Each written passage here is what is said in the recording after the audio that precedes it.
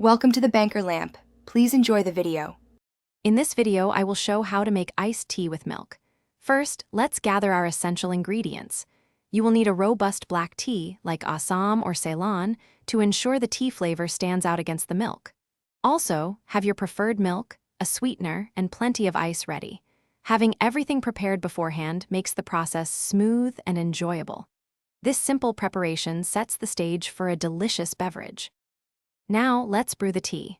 For a single serving, steep 2 tea bags or 2 teaspoons of loose leaf tea in about 1 cup of hot water. The water should be just off the boil.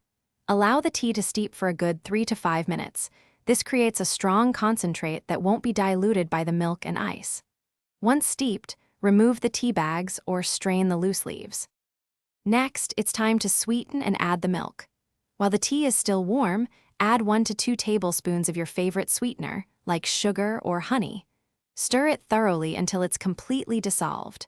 Then, pour in about 1/2 cup of your preferred milk.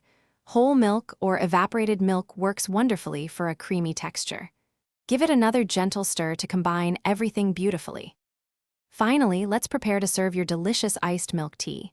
Grab a tall glass and fill it generously with ice cubes.